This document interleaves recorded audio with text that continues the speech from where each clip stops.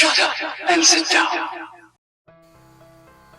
So today I want to show you how to install WordPress using CPanel. This is a very simple tutorial that's going to lead you through how to upload your WordPress file and how to install it on your domain after creating a database.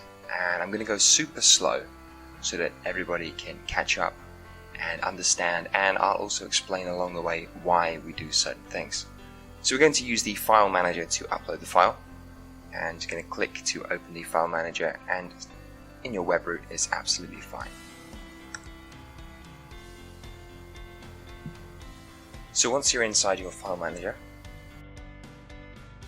click on the upload button in the top corner to upload your file. The file you'll need to upload is from WordPress, and you can download the latest installation of WordPress from wordpress.org. I will of course leave the link in the description below. So click to download, and we can straight away download that file. Grab our upload window, and we're going to select the freshly downloaded file.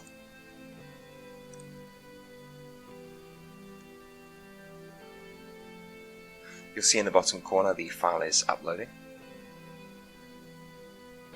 and once that file is complete we can unzip it, and I'll show you how to do that in a second. Now the reason we're uploading the zip of the file and not the folder of the extracted files is it's a lot faster. Okay, great, our file is uploaded, and if we go back to the file manager and reload that page, we'll now see the WordPress installation is there. What we're going to do is extract this. So if you select the file, we can hover here and click extract, and it'll ask you where you want to extract those files. In my case, I'm putting it in a subdomain. Yours will probably look a little bit more like that. And here we go. And you'll see that it has inflated and extracted all those files. And again, if we hit the reload button, you'll see that's now been populated with the directory.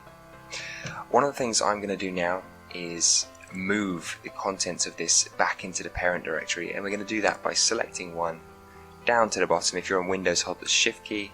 Pretty sure Mac is the same, but maybe slightly different.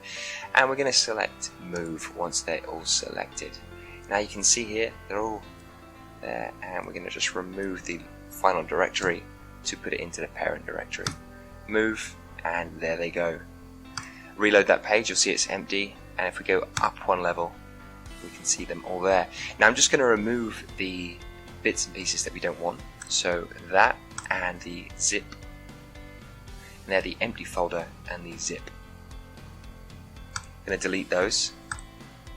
Nice and free. Of course, hosting, you pay for everything you use, therefore minimal is better.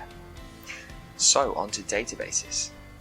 A WordPress installation is just the files. The complete installation has a database with it. So we're going to find our databases. If you don't know where that is, you can just come here and type database, and you'll see MySQL databases. Now database holds all of the data for your installation, whereas the files we've just uploaded are the physical files themselves. So the first thing we're going to do is create a new database. So I'm going to call this one WP test.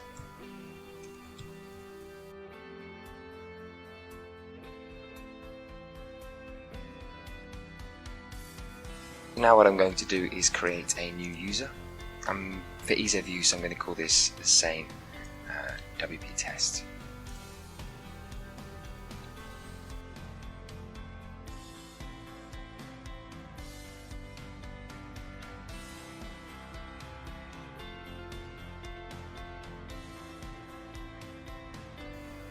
I'm going to hit create to create that user. Now we need to give that user permissions on the new database we created.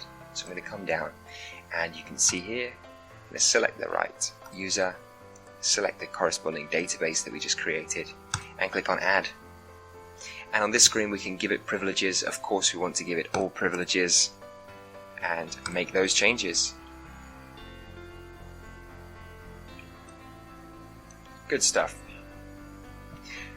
So What we've done so far, a quick recap, we have uploaded our WordPress installation, we've moved the WordPress installation into the right directory, and we've created a database for our WordPress installation to use. Visit the directory where we placed our WordPress installation. You'll be presented with this lovely installation screen, and we're going to select our language and click on continue. Any language you like, it's all the same and it'll be easier for yourself. Now the site title, enter your site title. I'm putting in a test one, but this is the site title that's going to be displayed to Google in the top of the result. And the username, I'm just going to put my website user, of course, whatever you like to put, and I'm going to make it real secure and put a pretty crazy password.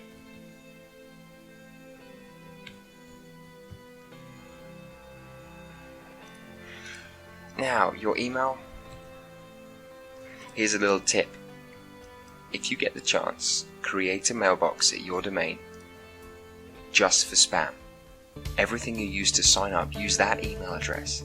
Then when you have loads of spam, just wipe the entire mailbox and you don't have all this junky email coming to your inbox.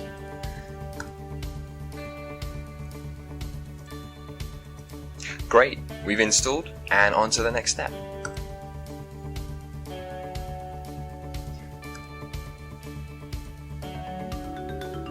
Now you've installed WordPress, I'd like to give you a quick tip, a little extra to the video to say thanks for watching, and there's 2 tips I'd like to give. And one of them is to go to settings, go to permalinks, and at the moment your website will display in this format.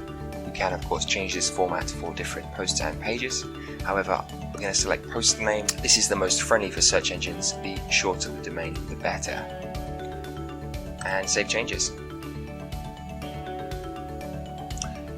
Perfect, it has been updated. And one last thing, if you ever had an issue with your installation and you had to download those files and folders, your media will be uploaded into month and year based folders. If we untick this box here, it will put it all into one nice folder for you.